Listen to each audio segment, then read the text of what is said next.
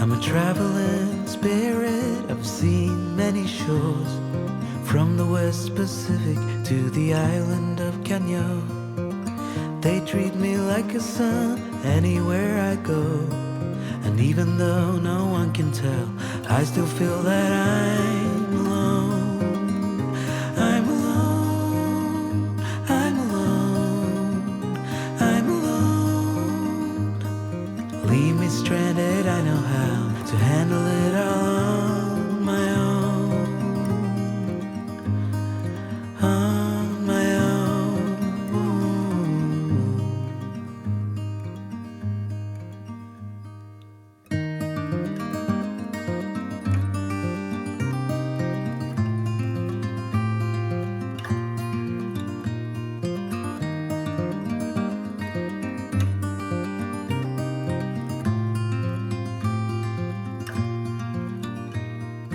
I have learned that no one else can carry this load. It's a train where I'm the only passenger on board. Oh, there is beauty to enjoy on this road, but even so, I still feel that I'm alone. I'm alone, I'm alone, I'm alone. Leave me stranded, I know how to handle it all on my own. I'm alone, I'm alone, I'm alone. Leave me stranded, I know how to handle it all on my own. On my own.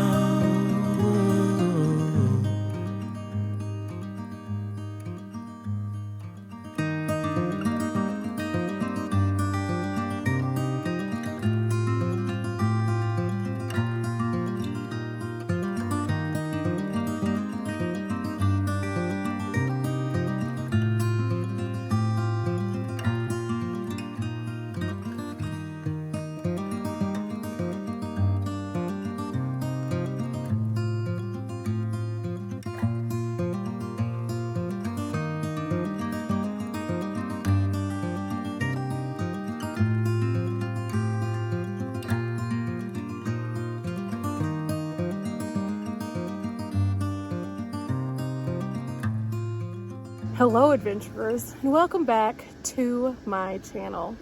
Today I pulled into a campsite and I'm trying to get everything kind of reorganized a little bit and trying out some different things, putting some things up on the roof, and I'm almost finished. I've got a little bit more to do on the inside, but I decided to just sit down for a minute and rest.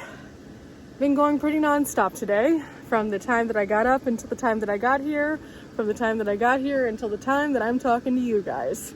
And I'm pretty pleased with what I've kind of changed around. Just very simple things that just needed to be put back in order, because over a few days when it was raining, they kind of got disheveled.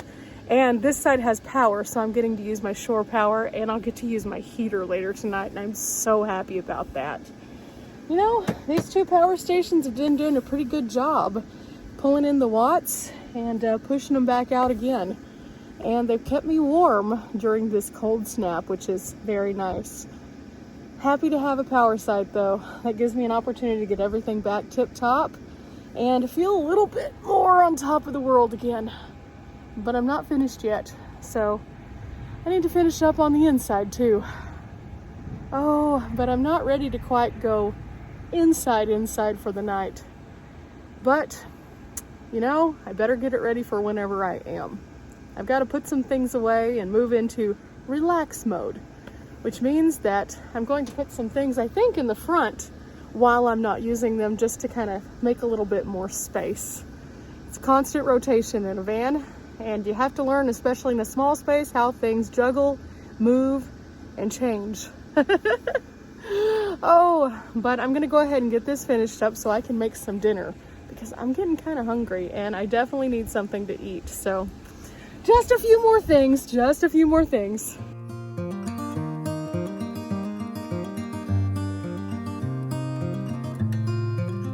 Well, I've just about gotten it taken care of. I have a few more things that I need to find homes for, but Some of them I'm going to be using for dinner, so I'm not going to put them away just yet because I'm just going to have to get them right back out again. And well, that is an extra step that doesn't need to be taken. I like that I have a place for everything and everything has a place, but sometimes when you miss putting it in the place, it just makes your life spiral out of control. And until you take the time to just stop and kind of do a reset like I did, it will make you batty.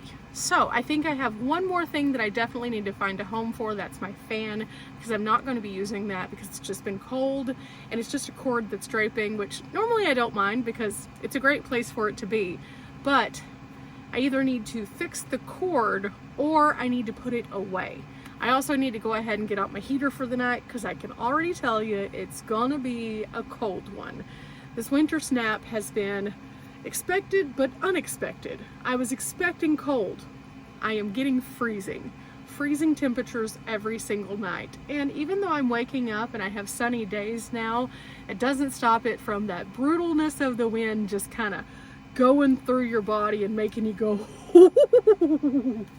So having the heater where I can use it because I do have the power now is going to be awesome. Now I could run the heater on my power stations, but I can't run it all night long.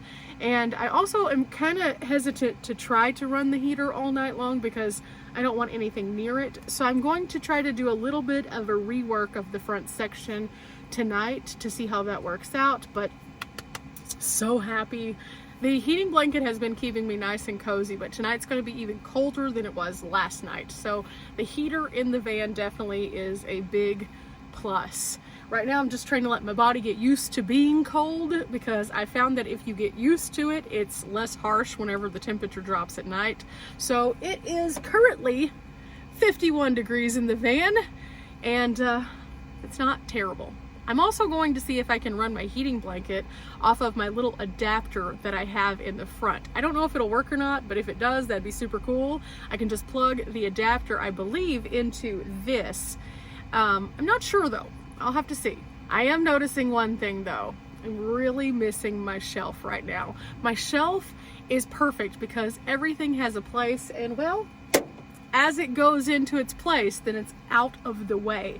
And I think with couch mode and the shelf, it's going to be a perfect combination for me being able to have my things where I need them. And also, I may change up the things that I'm carrying with me. Right now I have my scooter with me so that I can take some scoots across, but in the cold, it's a little too cold to scoot because the wind just hits your body, and again, oh, I am still determined to scooter on this trip, however, because I really like this new scooter and I'm so excited about it. But in the meantime, it's just kind of there. And that's the ebb and flow of van life. If you add something that you want to use and then you can't use it, it's still there in the space taking up the room that you could be allocating for something else. So whenever I do return back to Texas this time, I'm really going to take stock in what I'm putting in the van, how it's in the van, and what I'm going to be traveling with this winter that might need to change just a little bit. From summer to winter, you transition things like your clothes, the ability to stay warm or cold. But in a layout, you transition things back and forth to kind of work with how you're moving also. And it's kind of harder to do that with more limited storage.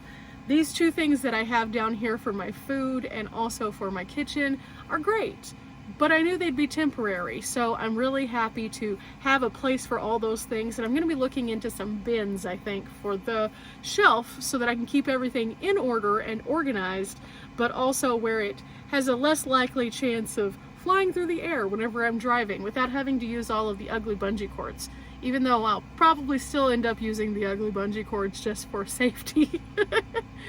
Oh, the wild things that we do in van life. My Norwex is dry, so I'm going to go ahead and roll it back up and put it back in its place because, well, again, everything needs to have a place. So up here it goes into this one. Okay, into here I go, and I have my heater, and then also I have this guy, this light. I'm going to use this when it gets dark.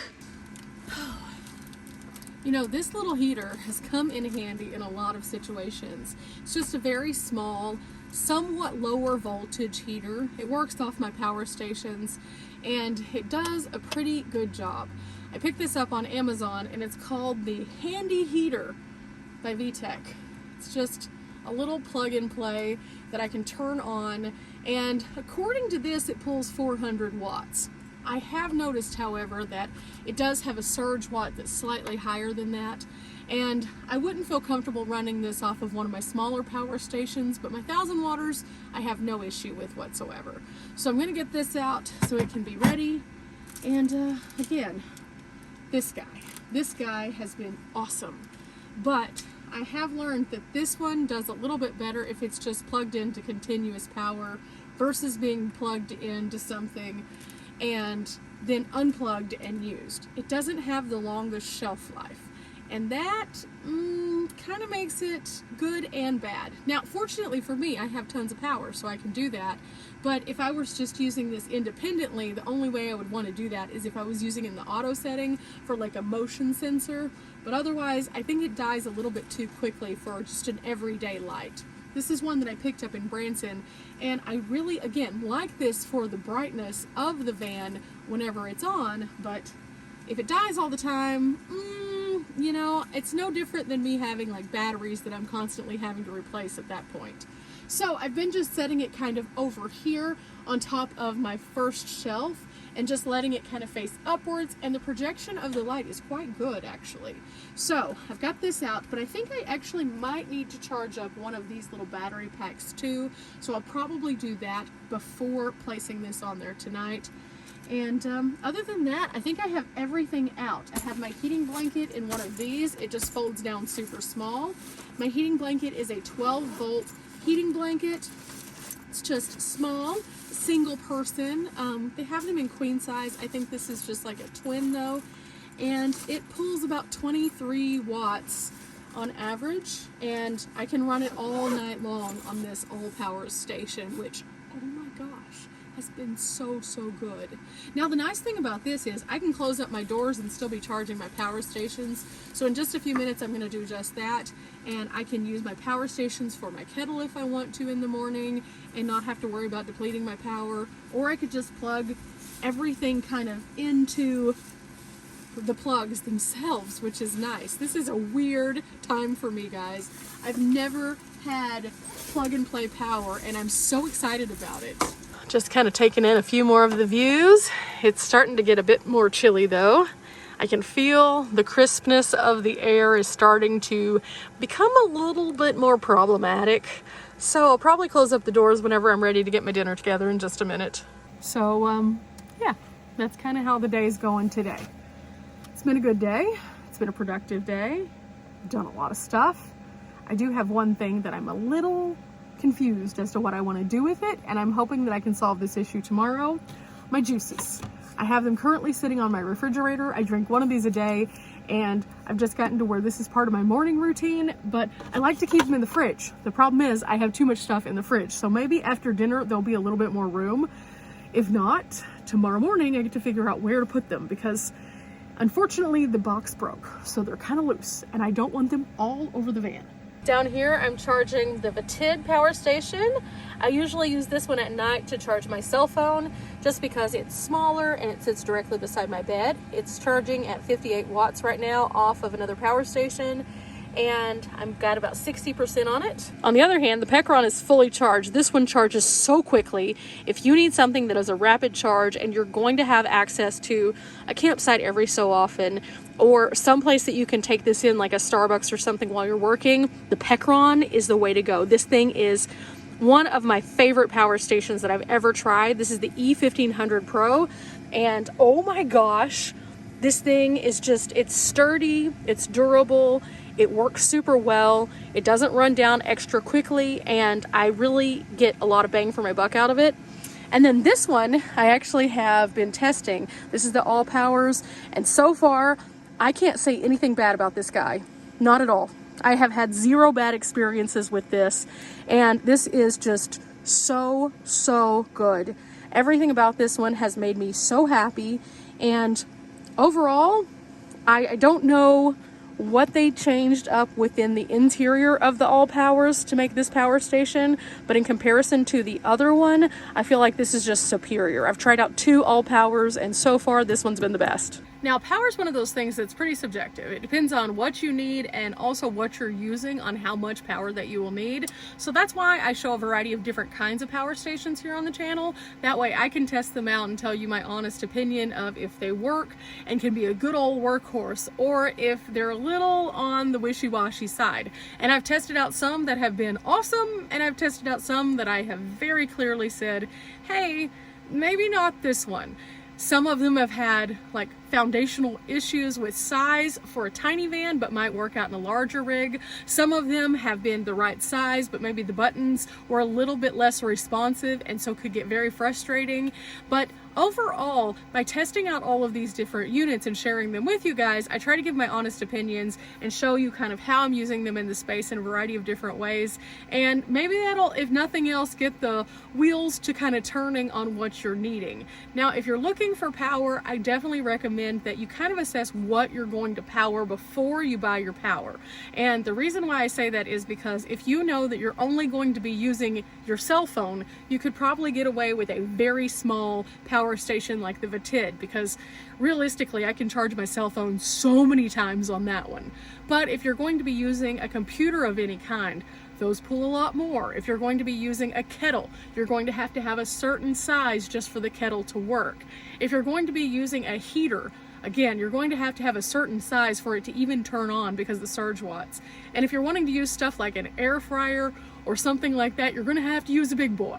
Just outright, you're going to have to use a big boy. Now, just because you're in a van, though, doesn't mean you can't have conveniences. In fact, I tested out the other All Powers, and it was too big for my van, but I also tested it on bigger things. Like, I could run a microwave off of that one, no problem. Now, would that be something that I would want in my tiny van? Probably not. But if you're in a big van, maybe. And so that could be an option for you. But again, just kind of sit down with yourself and be very realistic. What do I use that's electronic that's going to have to be plugged in or recharged? I just had to close my door. Oh my goodness, it got really gusty. But back to what I was saying, write it all down. And then go online. There's a variety of different resources that you can find and find out how many watts that each one of them pulls and do the math. Just add it all up. And worst case scenario, if you have all of those things that have to be plugged in at the same time, what power station is going to work best for you? And also, is there going to be the ability for you to stagger things being plugged in? And if there is, what is the absolute bare minimum that you can have still based on that number? Because you're not going to want to recharge all the time. Now, another thing you need to think about is how are you going to recharge it? Are you going to be staying at campsites that have power? Are you going to be staying at campsites where you can put out your solar? Are you going to be staying at places where you're going to be driving long distances so your vehicle can charge it for you? Are you going to be running any kind of additional power sources such as solar on the roof? Those are all things that you need to think of when it comes to what kind of power that you need to be thinking of so that you can kind of get an idea in advance. Now, for me personally, I have several different options for those things. I can plug it in while I'm driving to like the little DC ports in my van. That's super helpful. I can put out my solar panels that are foldable solar panels whenever I'm in an area that's super sunny. I don't have solar on the top of my van though, so I can't use that. And up until recently, I didn't have plug and play power where I could have shore power at the pole. So now that I do, that adds another option for charging. And those are all things to think of before you get on the road. I went 3 years traveling in a car and tent camping and had no power. And so power was a foreign concept to me until I just started out. And I started off with the Jackery Explorer 1000, and it was plenty for me to do most of the things that I needed to do with the long distances that I was driving. But then I started taking shorter trips and I was like, oh, I'm depleting my battery a little bit faster than I can refill it, so I had to then get a panel.